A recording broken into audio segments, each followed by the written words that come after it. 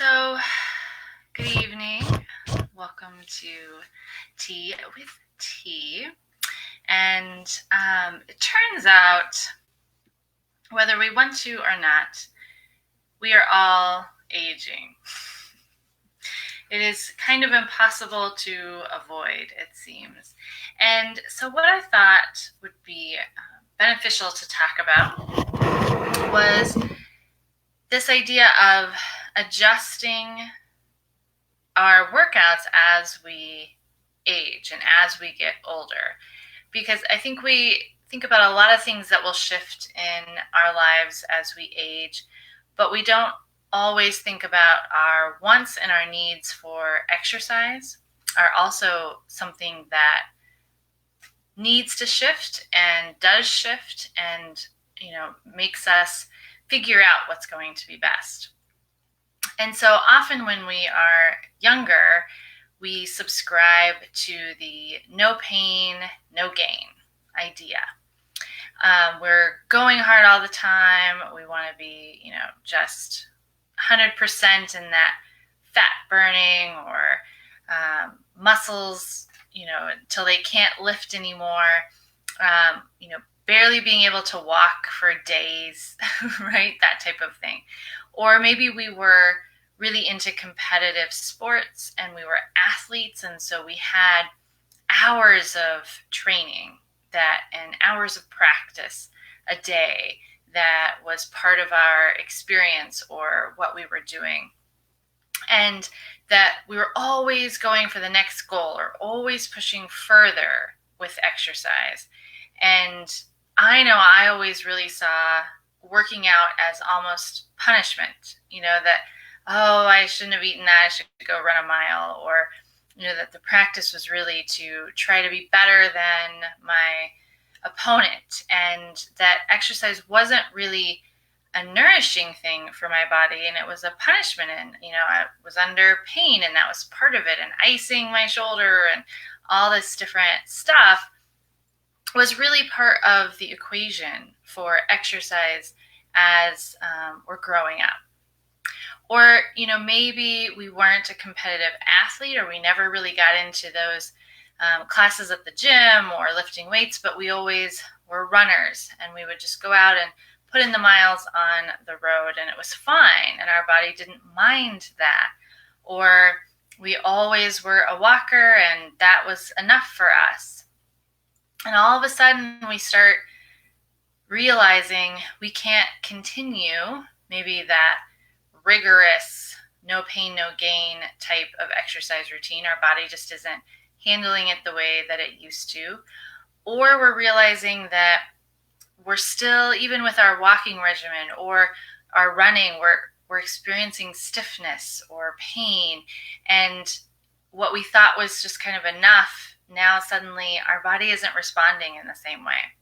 And so often as we age, we realize we're going to need something else to help us stay healthy and to help us feel good.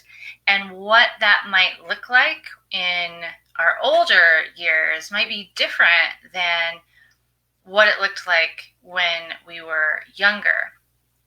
And, we're busier. We have families, we have jobs, we have friends that we would like to see, and we have all this stuff going on, so we don't have hours to put into the gym or to practice that sport. We also don't recover as quickly. So if we went in and did hours at the gym one day, then we're kind of blasted for the rest of the week or longer, right? That we need something that maybe is more gentle or isn't quite as damaging so quickly, because it takes us longer to recover. And maybe we're just craving something different. We want to feel better. We no longer really feel like that being sore for days is great, or that we want to punish ourselves. When we're so busy, we don't necessarily want to take the time to subject ourselves, right, to something that is a punishment. And so where does that lead us? And it can lead us to lots of different things. But I, of course, want to talk about yoga and what it could potentially do and how it could fill some of those needs for you that we can tell in our body that we need to stretch more. We need agility, or we worry we're going to lose our agility. That we want to be able to play with the grandkids on the floor and get back up pretty easily. We are feeling overwhelmed and overstretched, and we need like some mental clarity. We need something that nourishes not just our body, but also our mind. And where can we find this amazing multitasking workout or exercise? And what I normally find, and I was this way too, is oftentimes we come to yoga for one reason. Maybe it's a workout, maybe we want to stretch, we are looking for something for cross training, maybe it's that agility. And then we realize what else it can provide for us. And we realize the multifaceted nature of a yoga practice. That if you think yoga is just stretching, you haven't come to a vinyasa yoga class. It is hard work. We work up a sweat. There's also yoga sculpt that I teach on Monday nights that we are adding strength components and some cardio. That heart rate is up. And so we are doing some of that work, but yet we're also doing it in this package that also emphasizes stretching and mobility and range of motion and caring for our muscles and honoring our body, that if we need a break, we take a break. That in yoga, we do not subscribe to the no pain, no gain. If something hurts, we stop. And we're nourishing the body and the mind in our practice. And so yoga is really the long game, that it is easily adjustable for everybody when they come to yoga and as they progress. And as things occur, if there's an injury or anything that changes how your body is feeling or what it's able to do, there are variations and adjustments and modifications that we can make. There's different styles of yoga. There's yoga sculpt for those days when you want to have a little bit more. There's restorative yoga when we need time to just rest and hold stretches and let the body release.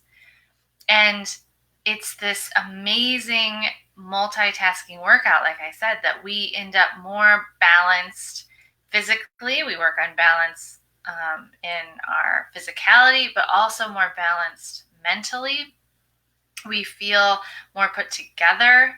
We feel longer. We feel leaner. You start to look longer and leaner, and your posture is improved.